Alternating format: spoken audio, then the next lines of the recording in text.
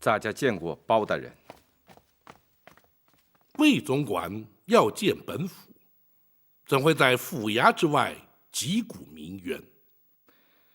咱家击鼓是为了自行投案，并且也是为了驸马爷申冤。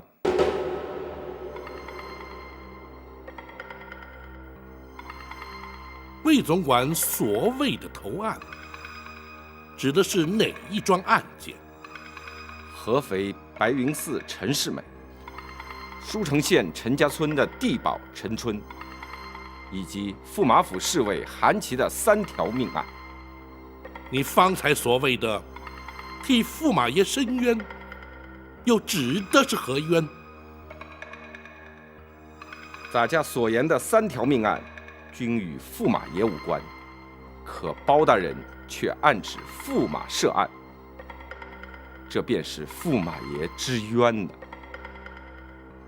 好，既然你前来投案申冤，本府就听听你的说辞为何？难道包大人要咱家在此处说吗？若依你之意呢？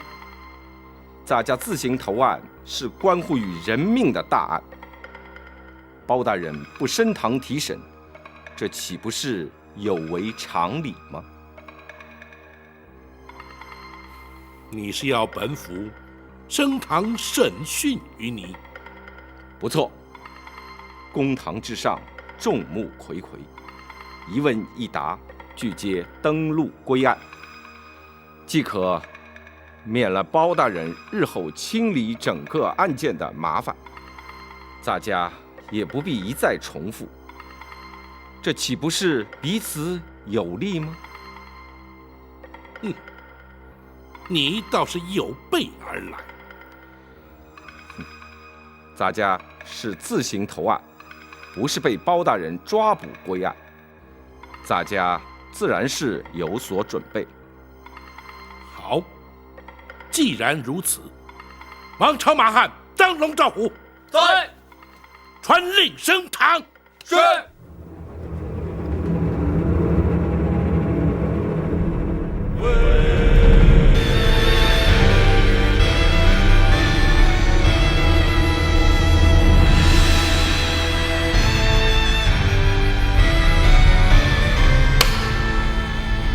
堂下所站何人？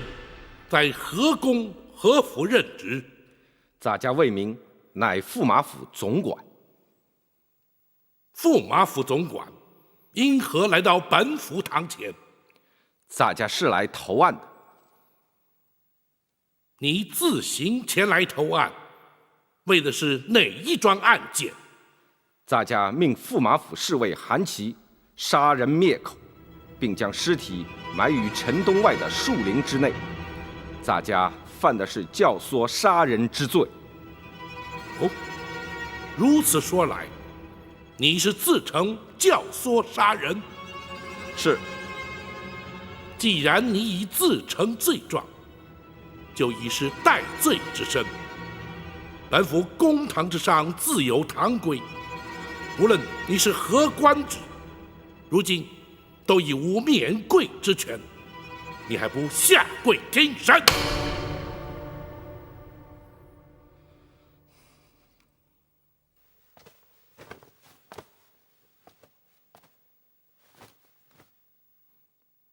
魏明，犯官在。你派韩琦杀害之人，本府业已将尸首决除。本府问你，那名文人装扮埋尸将近半年之久的是什么人？回包大人，那人是来自泸州府合肥白云寺的落地举子陈世美。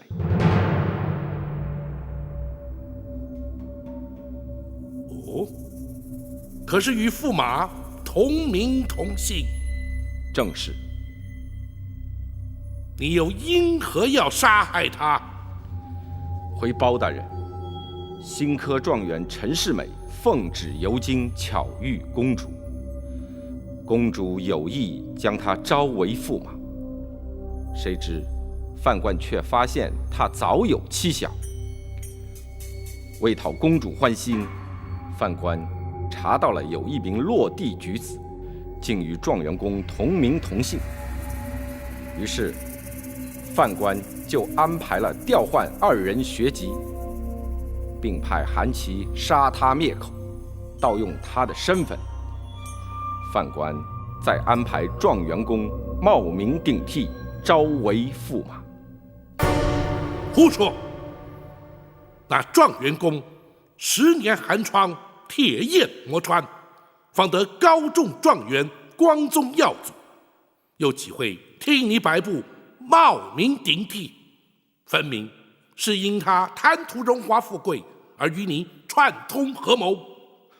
不，包大人，此事与驸马爷无关。当范官去劝说驸马冒名顶替之时，还遭到驸马爷严词拒绝。魏公公，你怎敢对在下提出如此无理的要求？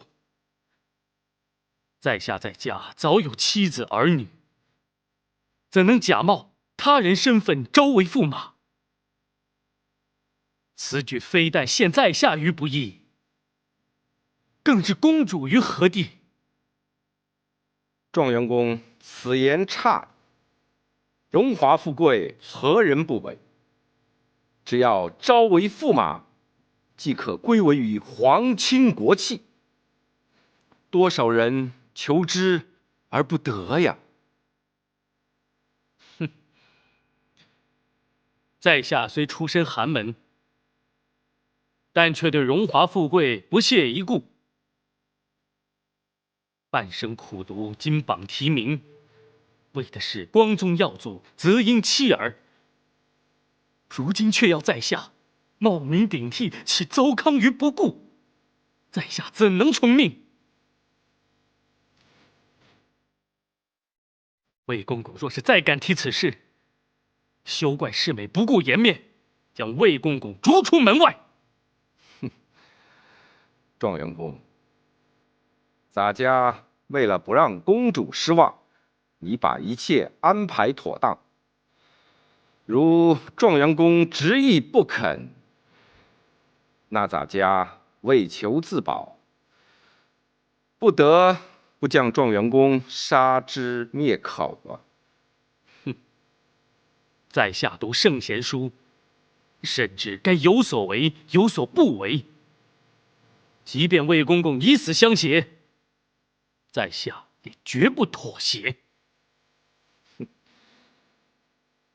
状元公既不为死，难道你就不为你全家老小的性命想想？你说什么？状元公若不同意，洒家迫于无奈，不但要取状元公的性命，连你年迈的父母，还有妻子、孩子，一家5口的性命，恐怕也难以幸免。你敢伤害他们？状元公只要肯按照洒家的安排去做，他们自然毫发无伤。否则，范官以状元公的一家老小性命为要挟，状元公无奈之下，只得从命。那陈世美是否因你邀侠而冒名顶替，与你投案无关，本府暂不追究。那第2具尸首又是什么人？那人是来自泸州府舒城县陈家村的地保陈春。你又因何要杀他？回包大人，那陈春是包大人传来验证驸马身份的人证。范官本来与他素不相识，谁知在包大人来驸马府的前一天，他突然独自一人来找范官。就是他。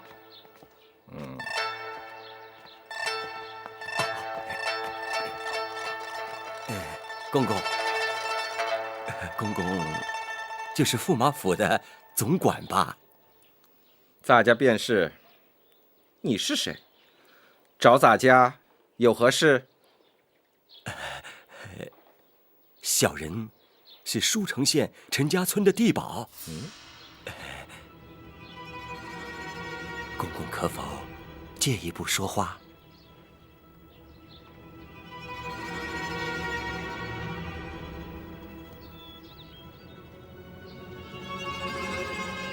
你找咱家到底有什么事儿？你就明说吧。是，小人是开封府包大人专程从陈家村请来的。包大人请你来开封府，关咱家何事？和公公当然有关系。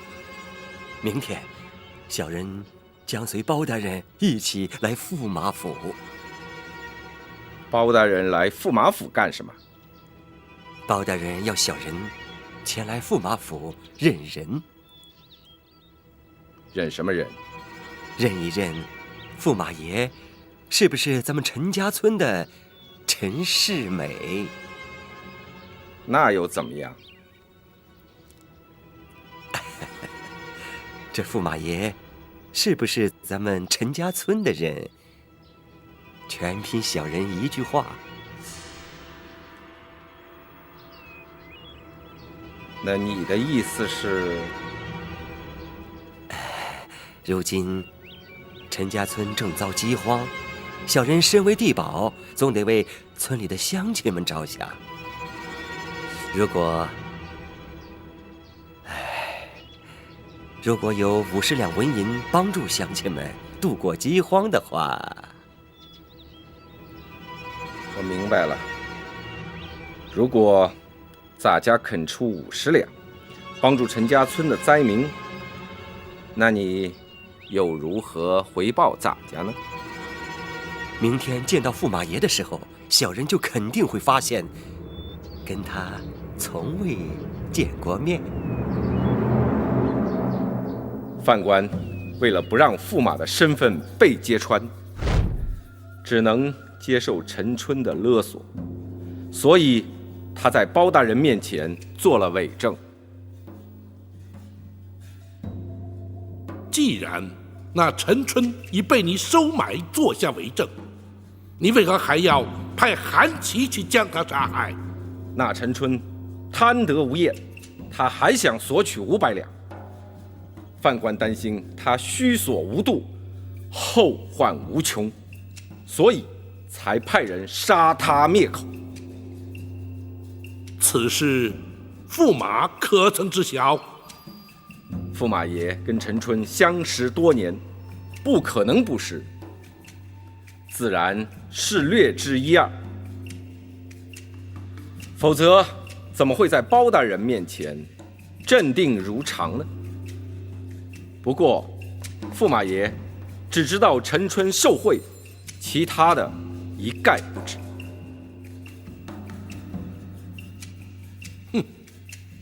你倒是肯替他说话。范官是实话实说。本府再来问你，那秦香莲不忍见陈世美身首异处，而谎称驸马不是他的夫婿，而且他母子3人也已离开京城返乡，你为何还要派韩琦追杀他们？那韩琦又是怎会自尽身亡？那秦香莲在开封府击鼓鸣冤，范官早已收到密报。虽然秦香莲没有揭穿驸马的真实身份，但永远是个威胁。范官为了永除后患，派韩琦去追杀他们。至于韩琦为何自尽身亡，那范官就不得已而知了。难道这些事驸马爷全不知情？这都是范官个人所为，驸马爷的确毫不知情。照你所说，莫非是要替他脱罪不成？包大人，犯官毫无此意，请包大人明察。那么本府倒要问你，这3条人命与诸多关节，本府君尚未将你列入嫌犯之列，你却为何主动前来投案？若不是企图为他人脱罪，又怎会如此？包大人断案如神，世人皆知。既然此案包大人已经着手追查，犯官心知没有侥幸心理，与其让包大人查捕归案，还不如自行投案，或许还能减轻其刑。以你自己所公认的罪行，只怕难逃一死。既然犯官难逃死罪，又何必让驸马爷受到无辜的牵连？公主有孕在身，犯官怎么能忍心？包大人，犯官犯的是教唆杀人之罪，望包大人依法处置，而不必再牵扯上任何人了。也罢，既然你已认罪，公孙先生，学生在，让他画押。是。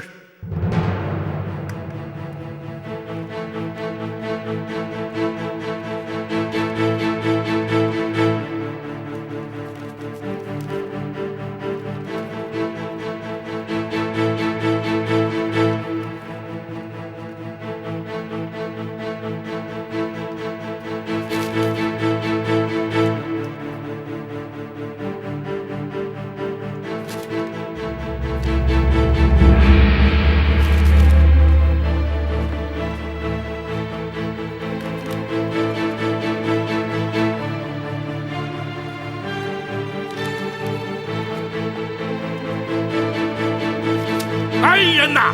在。将魏明押入大牢，听候再审。是。且慢，包大人为何不将犯官定义判刑？你自行投案，自成罪状，本府皆已登录在案，而且由你当堂画押。日后那陈世美具体到案之时，自会并案再审。犯官说过，一切都是跟驸马爷无关的呀。有关无关，本府自会诊断，与你何干？退堂。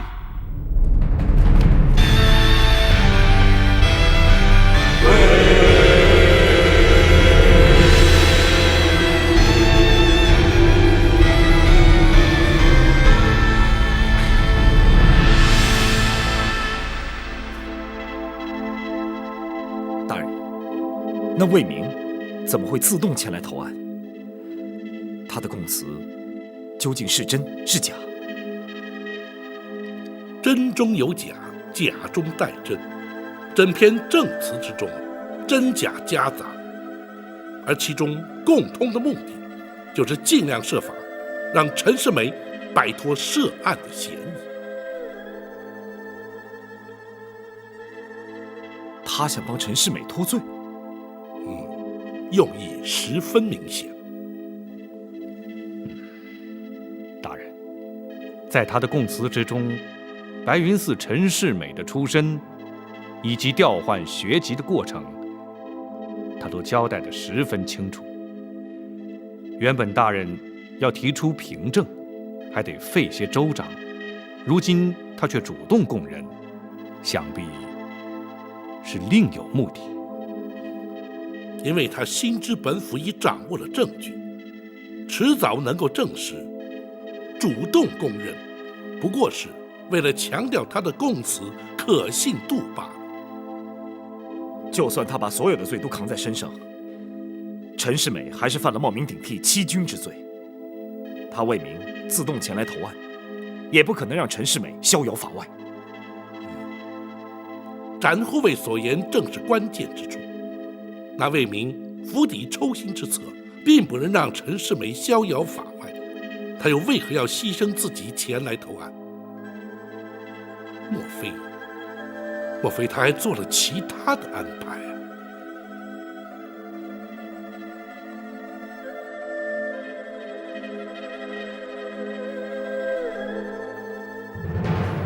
陈世美，你好大的胆子！母后，请息怒。哀家怎么能不生气呢？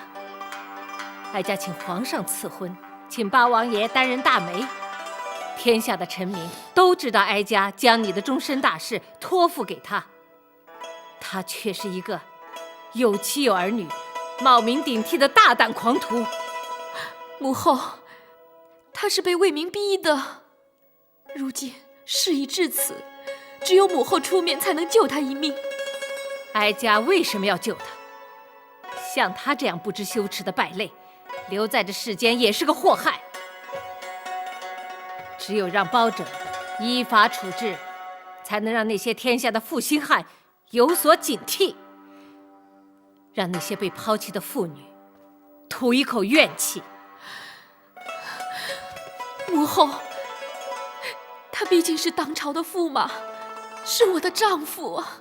像这样的丈夫，你还敢留在身边？他能狠下心来抛弃他的糟糠之妻，将来他也会同样对你。母后，女儿知道他不可以依靠，可是你就看在这未出世的孩子的面上，救救他。这孩子不能没有出世就没有爹。母后，孩子他是无辜的，您就可怜可怜他吧。你身怀有孕，不宜长跪，起来吧。是。谁让你起来了？母后，就算哀家看在你和孩子的份上，也未必能救得了他呀。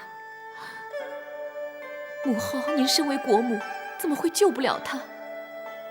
那包拯一向铁面无私，就如你刚才所说，这中间还牵扯了几条命案。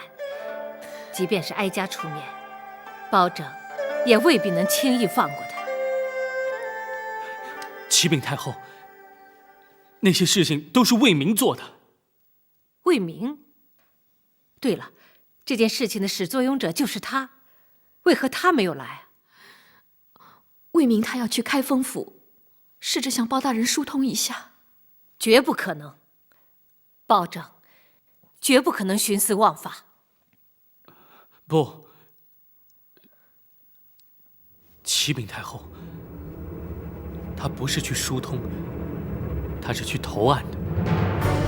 什么？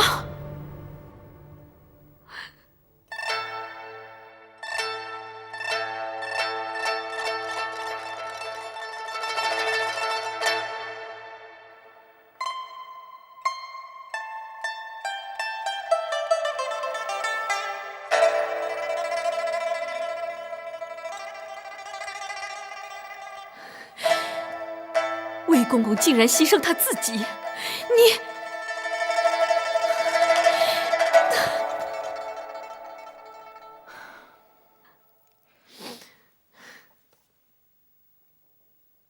虽然这一切都是他魏明惹出来的，但也算得上是忠心护主了。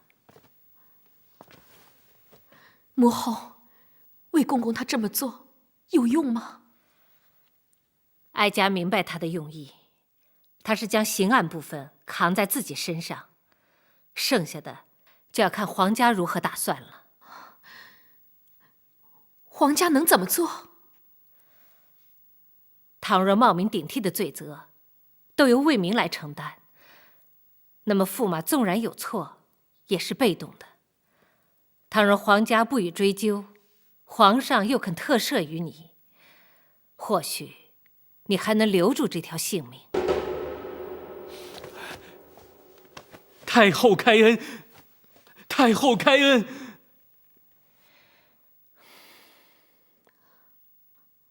母后，这样的确可以救他。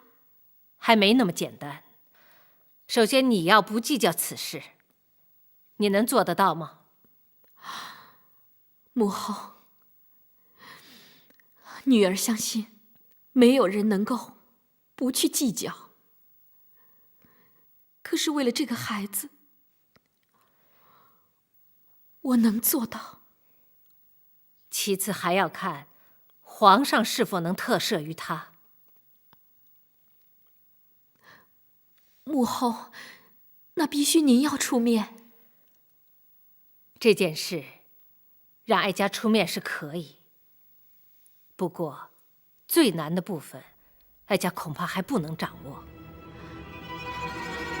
还有，不错，即使刑案部分让驸马脱了身，可他依然有儿有妻，依然是别人的夫婿。倘若他的原配不肯放弃，我大宋朝廷还没有哪一条法律能够强行拆散别人的夫妻。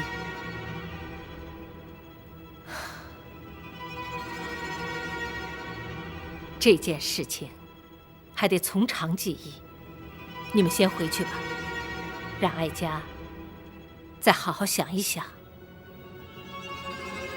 是，多谢母后。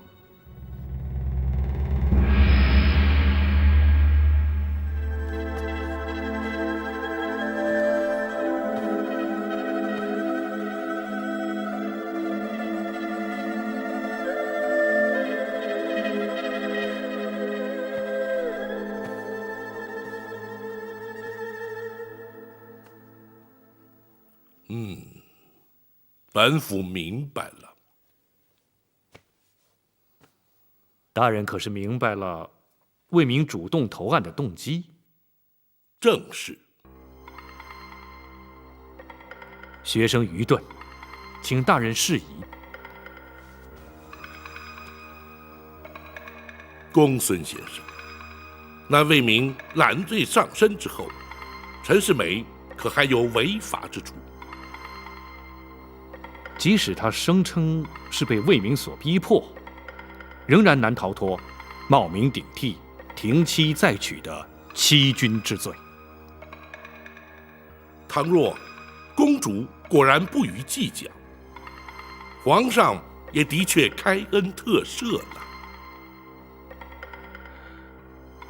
如此一来，大人就不能再判此案了。不错，那魏明的目的正在于此。换言之，他安排的必然是由皇家出面，从本府手中救回陈世美。大人是说，公主会直接去求皇上？不，皇上乃是一国之君，又岂会为了陈世美一人而坏了朝廷律法、舆论公平？那么公主必定会去求太后。太后一向疼爱公主，更何况公主现在是有孕在身，太后势必更加不忍。倘若太后出面求情，皇上生性至孝，恐难拒绝。原来那魏明是如此算计。这样一来，那陈世美岂不就逍遥法外了？正是如此。大人，还有秦香莲母子。这么说，秦香莲是陈世美的原配妻子。倘若秦香莲坚决不同意，即使是皇上，也不能罔顾情理，置之不理呀。话虽如此，那已是家无私事。所谓清官难断家务事，本府又岂能干涉？没想到魏明早已机关算尽，难怪他会坦然前来投案。眼前还有一个办法。大人打算如何处置？在太后插手、皇上下旨之前，先将陈世美拘提到案，速审速判，定验了结。可是泸州府孙大人，还有白云寺的僧人尚未来京，大人并无凭据，足以证明那陈世美乃是冒名顶替。大人又将如何将他拘提呢？公孙先生，那位名前来投案的供词，就是本府的凭据。大人说的是，聪明反被聪明误。那魏明绝对想不到，他自己反倒成为大人将陈世美定罪的最佳人证。明日一早，就请公孙先生将一切准备妥当，本府亲自前往驸马府，将那陈世美拘捕到案。是，学生遵命。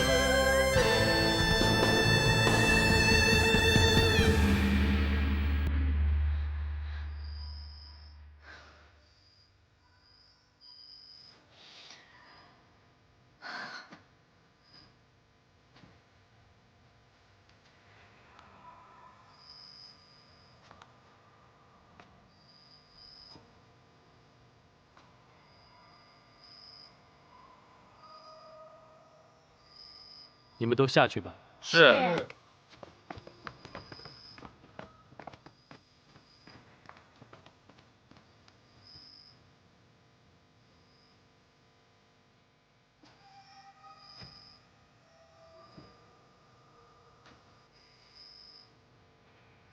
公主，多谢你替我向太后求情。我说过，我不愿意我的孩子还没有出世就没有了爹。公主，虽然你是因为魏公公的逼迫不得不听命于他，可事后你有没有想过你的一双儿女？回我的问话。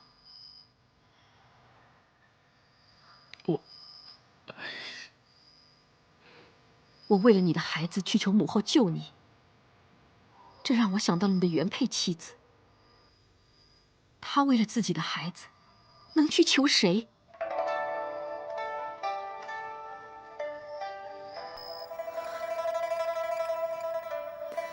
母后答应想办法救你，绝不是因为你，而是为了我的孩子和我。可怜天下父母心，人同此心，心同此理。可是你又是怎样的一个父亲？我知道错了。这岂是一句错了就能够了结的？你妻子儿女所遭受的痛苦，该怎样去弥补？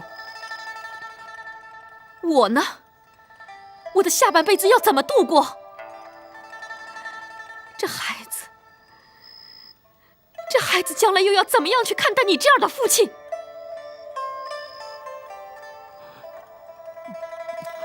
公主，再给我一次机会，就算是为了孩子，我发誓，我一定会好好弥补你们的。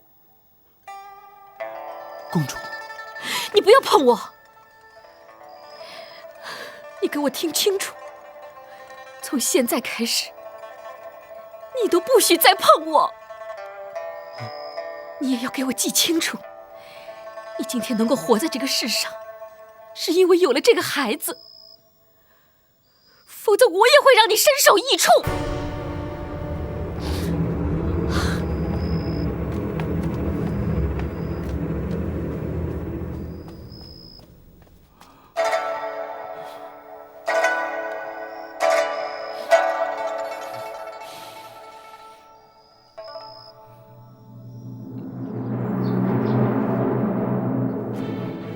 公孙先生留在府中，将一切准备妥当。本府回来之后，立即升堂。是，学生遵命。展护卫，在。随本府一同前往驸马府，将那陈世美拘提到案。倘若驸马府的人护主阻拦呢？不可伤人，但也必须将陈世美带回。本府相信你办得到。属下明白该怎么做，我一定会把陈世美带回来。王朝马汉，在。备驾。是。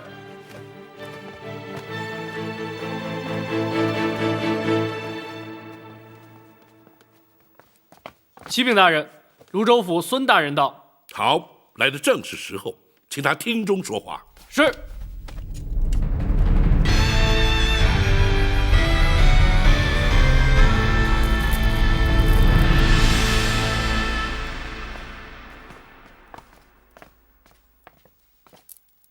孙大人久候了。包大人，这位就是白云寺的主持方丈，圆通禅师。老衲圆通见过包大人。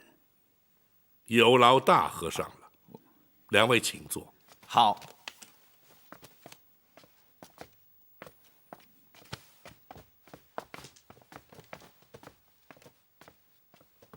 这两位是公孙先生和展护卫。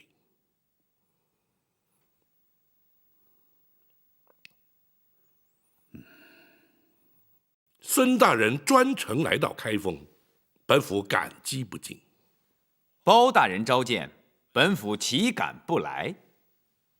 孙大人言重了，若非事关重大，也不会劳动孙大人。正是因为关系重大，本府更是不能不来。全案始末，孙大人可以明了。包大人在信中说的清楚明白，圆通禅师也都明了。好，王朝。是。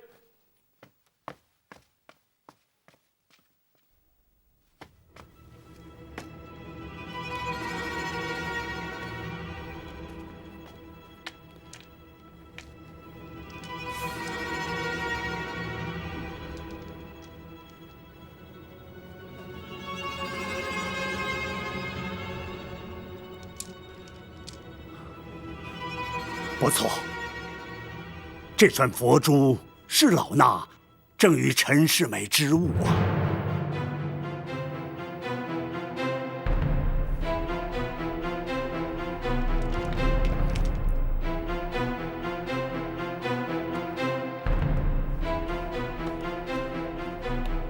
那陈世美遭奸人杀害，本府深感遗憾。我佛慈悲，阿弥陀佛。本府正待前去拘捕那冒名顶替之人，届时还要请两位充当人证。静候包大人通知。有劳了，公孙先生。学生在。为两位安排住所。是。启禀大人，太后传旨，请大人立刻进宫。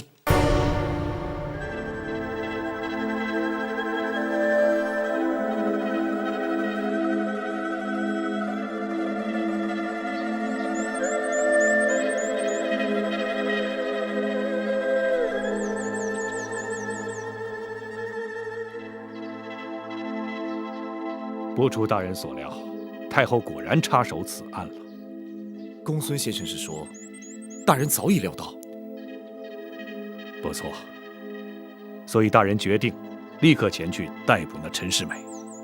没想到，还是迟了一步。难道太后插手，大人就办不了此案了？那倒不是，各种原因我自会向展护卫说明白。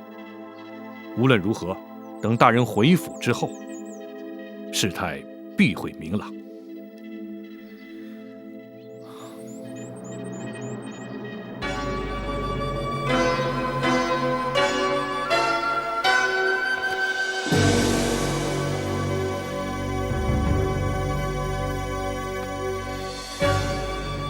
臣开封府福营包拯，叩见太后娘娘，千岁千岁。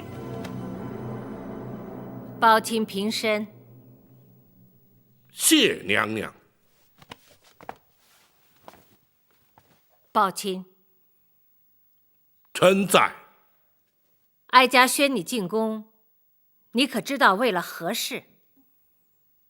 回太后，想必是为了驸马之事。不错，那就好。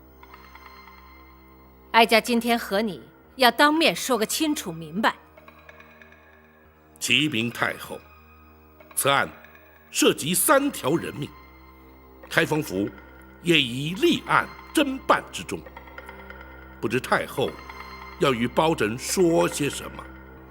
宝琴不必将此事归于公案，你所谓的3条人命，魏明不都已经招供了吗？与驸马又有何干呢？公主与驸马在哀家面前将前因后果都说了，宝琴，你也不必觉得意外。臣启太后，公主与驸马在太后面前说些什么，臣虽不得而知，但包拯却可确定，那驸马的原配妻子秦香莲以及他的一儿一女说了些什么，又受了些什么，太后想必也完全不知。包拯，你这话是什么意思？臣不敢无理放肆。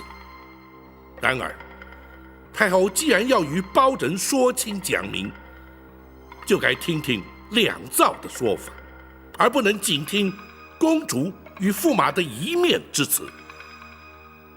也罢，那哀家就听听你的说法吧。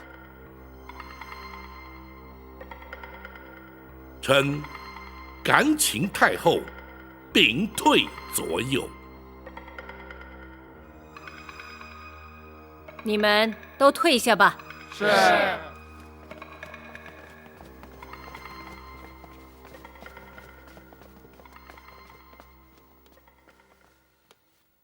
你可以说了。臣遵旨。什么？如此说来，陈世美极有可能可以完全脱罪。战护卫别急，至少到目前，皇上还没有下旨特赦。太后宣大人进宫，就是为了这件事。难道太后不会请皇上下旨吗？这……看来非用江湖手段不可了。不，战护卫，千万别冲动。大人一向嫉恶如仇，绝不会让陈世美就此脱罪。还是等大人回府再说吧。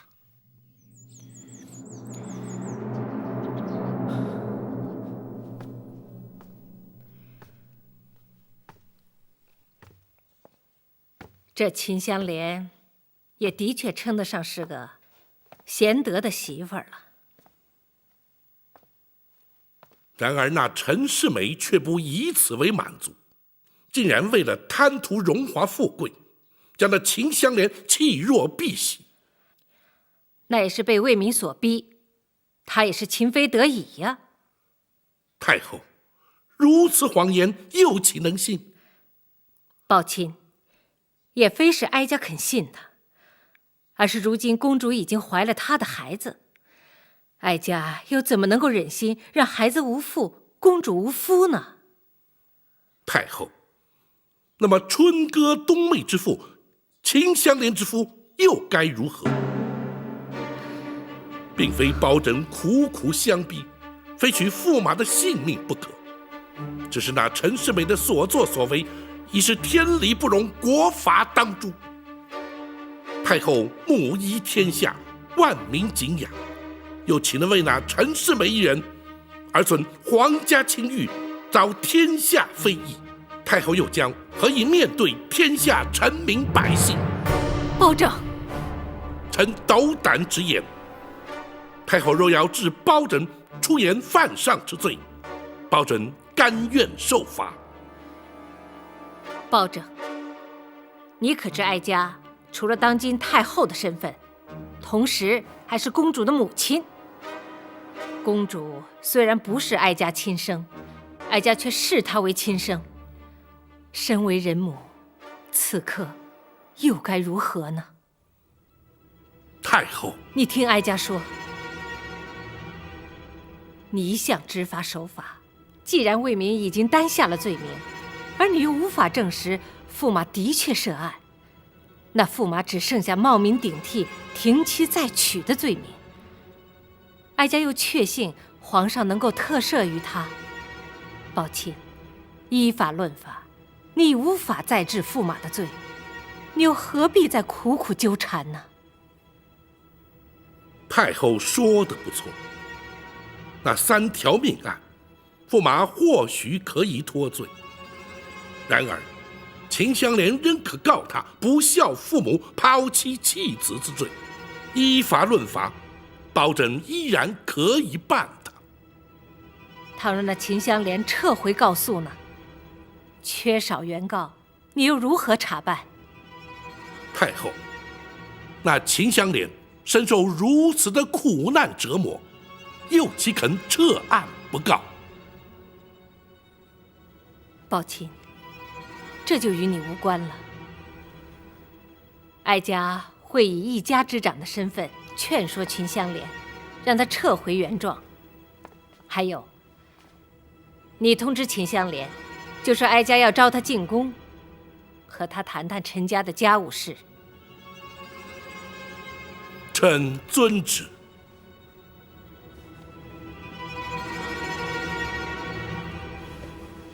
还有，在哀家和他谈话之前，不准你对驸马采取任何行动，否则，哀家必定判你个抗旨之罪。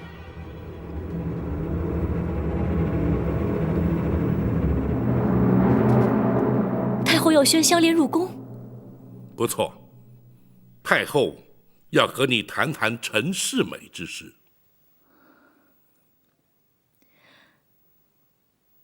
包大人，香莲可否不去？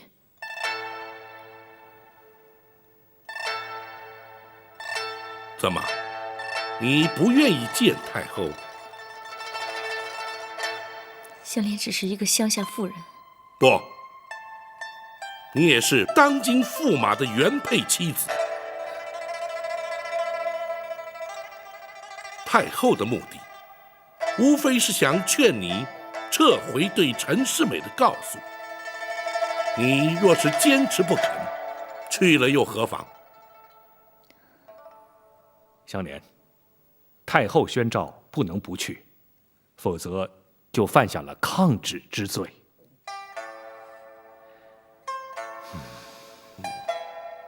公孙先生说的没错。然而，你若是真不愿去，本府愿意承担未曾转达太后懿旨的罪名，你依然可以不必进宫。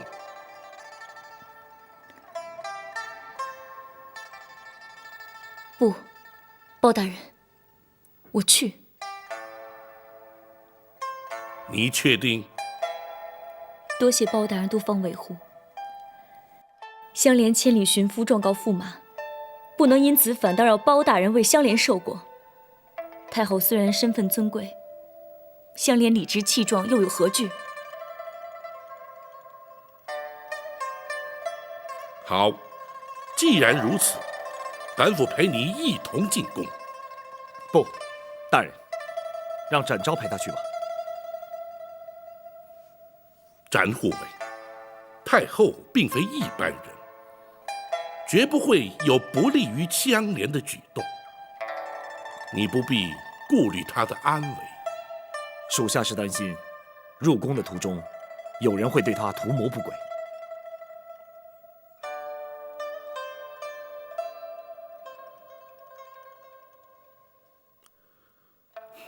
也好，不过你必须答应本府，在太后面前，不可出言不逊，更不可自作主张，横生枝节。展昭不至于鲁莽至此。此外，太后与秦香莲说话之时，想必会将你摒出门外，你也不可拒绝。展昭遵命。去吧。香莲告退。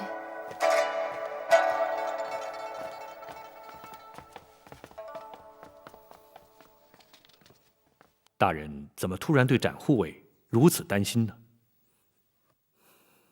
他对此事已忍无可忍，本府担心他的江湖习性会被激发出来，那时岂不是难以收拾？大人顾虑的是，不过依学生观察，大人也似乎将介无法忍受之境。是可忍，孰不可忍？公孙先生对本府知之甚深，何不拭目以待？是，学生明白。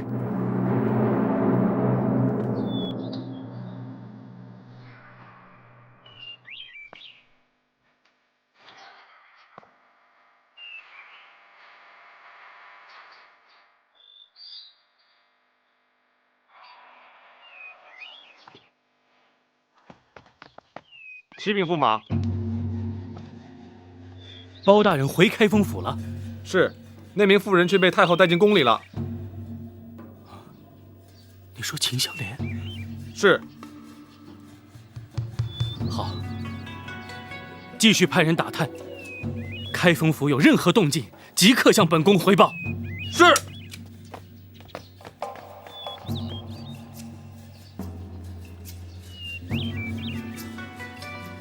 太后宣他进宫干什么？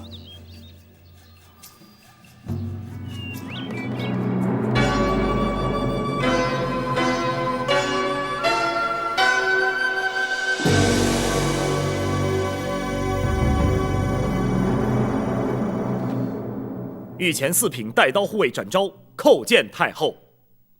平身。谢太后。展护卫怎么来了？展昭奉包大人之命，带秦香莲进宫。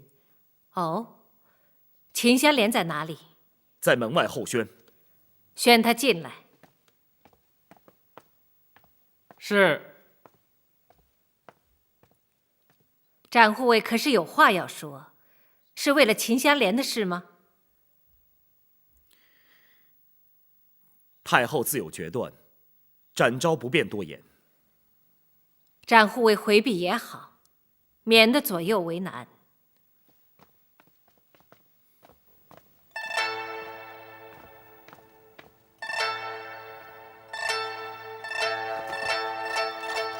您父秦香莲叩见太后。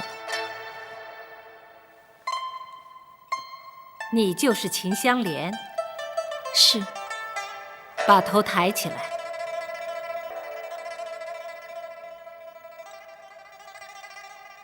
你们都退下吧。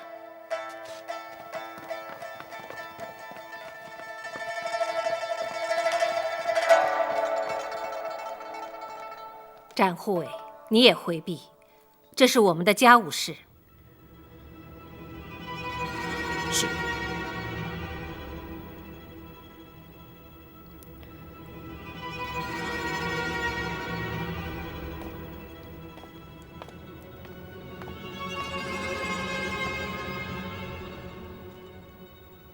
现在已无他人，你站起来说话，不用跪着了。谢太后。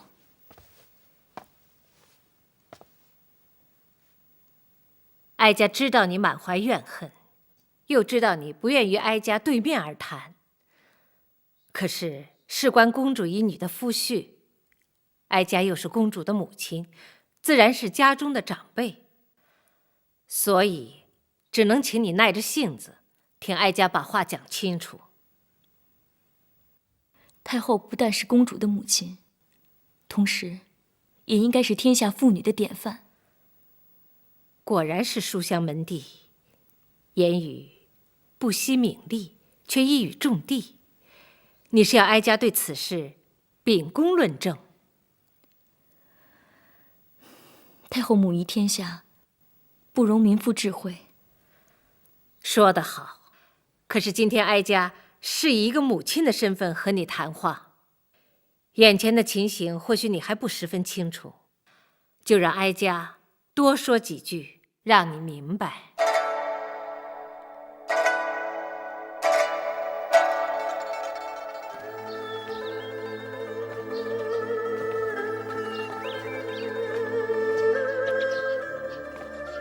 公孙先生，学生在。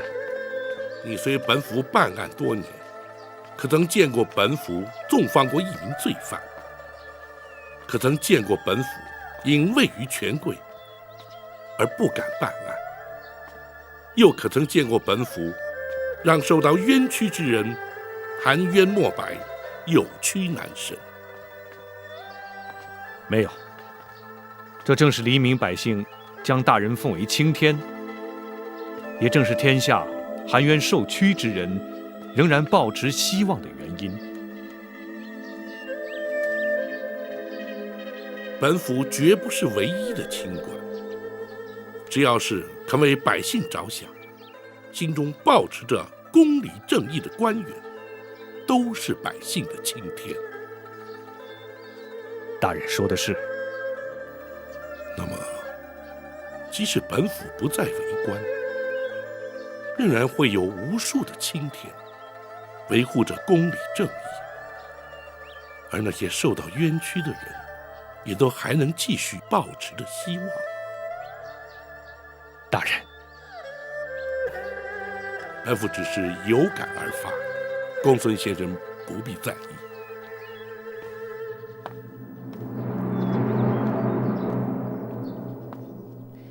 皇上一旦下旨，驸马就会被特赦。倘若你不肯撤销告诉，包大人充其量判他的杖刑拘役。那时他虽然会被撤去驸马的身份，却永远不会和你复合，两个家庭同时被破碎，你和公主的孩子也同时会失去父亲。这样的结果，对你来说又有何意呢？倘若民妇撤诉的话，又将如何？皇家会给你一大笔财产，会让你的孩子长大成人，也够让你们母子三人过一辈子富裕的日子。那样他们同样会失去爹。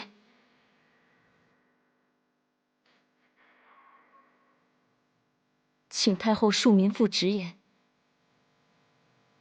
那一出卖民妇的丈夫又有何不同？那你又想如何？难道要让驸马随你回乡下，让公主成为皇家的笑柄？不，太后，民妇不会让她回去。那你想要干什么？公道，民妇要的是公道二字。还陈世美惨死的爹娘一个公道，还那两个无辜的孩子一个公道，还天底下被负心的丈夫抛弃的无助妻子一个公道。太后，民妇要的是这个，而不是太后说的富裕的生活、庞大的财富。住口！你一个乡村野妇，怎敢对哀家如此说话？哀家好心好意将情况说明于你，你竟然毫不领情。民妇并非有心惹怒太后，只是心中的苦闷难以抑制，事态放肆之处，还请太后恕罪。你是个不可多得的女子，若是换在别的环境，哀家甚至与你投缘。说这些无济于事。哀家的话已经讲完，你自己去斟酌决定吧。来人，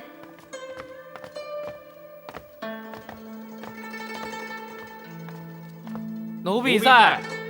请展护卫带他回去。是。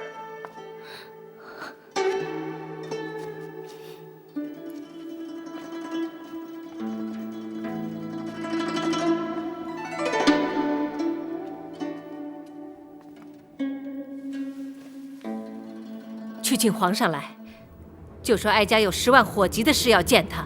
遵旨。